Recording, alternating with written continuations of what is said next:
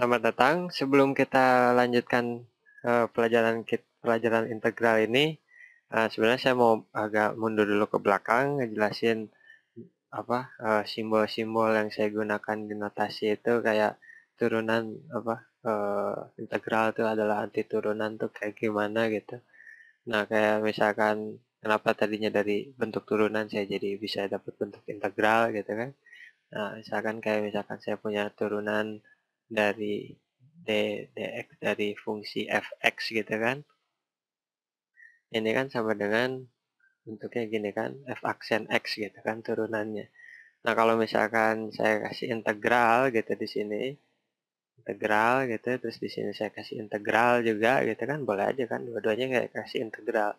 Ini jadinya integral d fx kayak angka-angka lainnya gitu kan, ini saya bisa dua-duanya dikaliin dx gitu kan. Kalau ini dx per dx-nya jadi 1, terus yang di sebelah sini saya bisa punya f aksen gitu kan, kali dx gitu ya kan. Ya, kalau misalkan integral dari dfx ini berapa? Sama aja kan, kayak bisa saya bilang integral dx itu sama dengan berapa? Sama dengan x kan, karena ini integral 1 dx gitu kan. Bisa aja saya bilang gitu kan, sama dengan x atau x pangkat 0 gitu kan, diintegralin jadi tambah jadi 1 itu si pangkatnya gitu kan, sama dengan x. Nah, ini juga kayak gitu nih, integral dfx itu berapa? Ya sama aja dengan fx gitu kan. Nah, ini sama dengan integral f aksen x dx gitu. Cuman di video-video yang sebelumnya saya ngebalikin gitu, jadi bentuknya begini. Dx sama dengan fx. Oke? Ya, kita lanjut sekarang.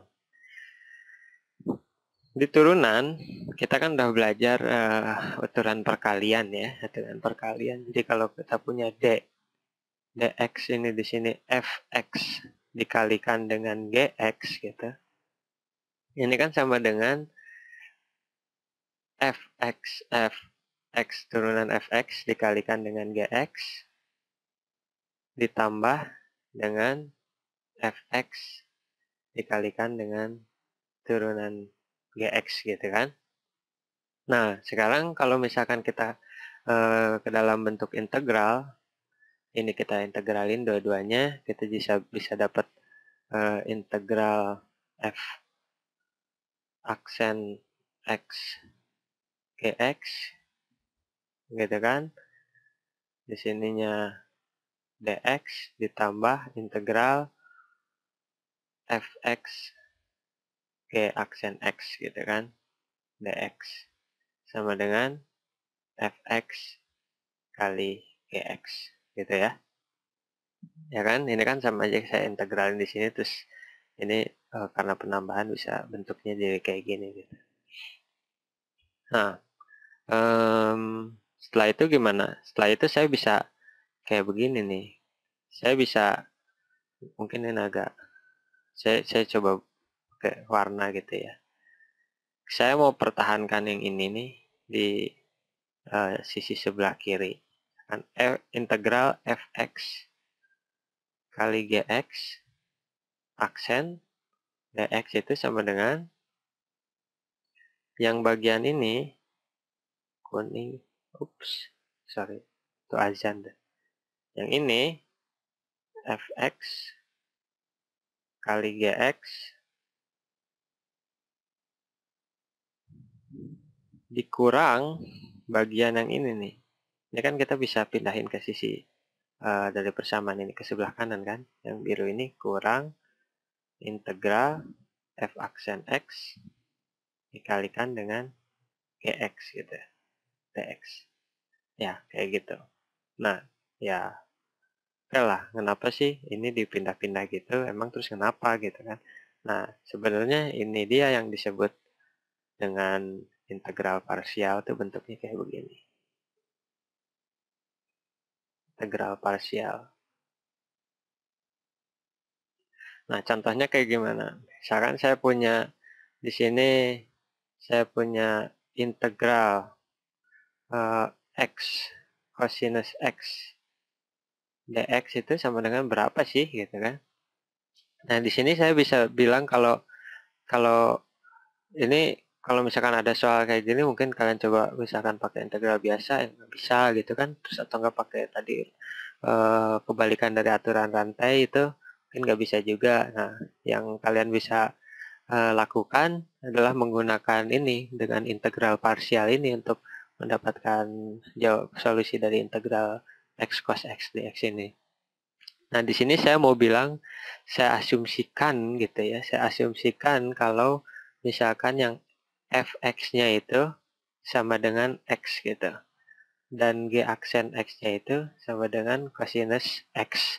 Kenapa saya bilang fx itu sama dengan x? Karena di matematika kan dari permasalahan yang kompleks gitu, kita kan pengen membuat jadi lebih simpel, lebih sederhana gitu ya. Jadi di sini saya lihat, kita kan udah tahu kalau di integral parsial itu nanti kita dapat satu set persamaan kayak gini, di belakangnya ini nanti bakalan ada turunan dari fx gitu kan, f aksen x ini. Nah, kalau saya milih x ini sebagai fx, berarti nanti di turunannya kan lebih gampang kan, turunan dari x ini lebih gampang dibandingkan nanti kalau misalkan kalau misalkan nanti kita pilihnya cosinus x gitu, nanti kemudian g aksen x-nya itu x, nanti kita di sini punya gx, berarti kita nanti bakal dapat x kuadrat kayak gitu kan, karena kalau dibalik gitu kan, kalau g aksen x itu x, berarti gx itu berapa?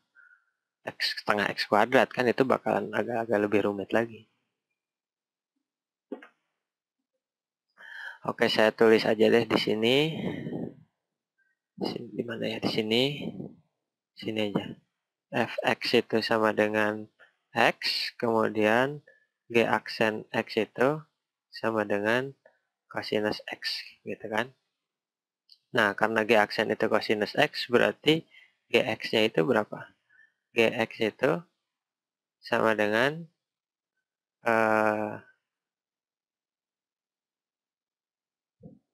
gx itu sama dengan sinus x kan, karena turunan dari sinus x itu cos x. Kayak gitu ya. Nah, sekarang gimana nih? Kita masukin sekarang ke sini. Ini sama dengan fx. Fx-nya berapa? X kan? Dikalikan dengan gx. Gx-nya itu apa? Sinus x. Sinus x. Dikurang integral dari f aksen x. Turunan dari x itu apa? Turunan dari x itu 1 kan?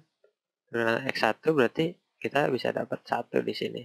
F aksen x itu adalah 1. Kemudian dikalikan dengan gx. Gx-nya itu apa? Sinus x kan? Sinus x dx gitu.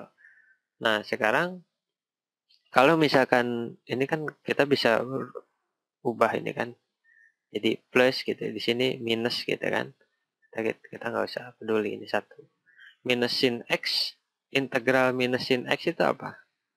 Cos x kan? Ya kan? Jadi di sini kita bisa dapat x kali sinus x tambah cosinus x. Kayak gitu.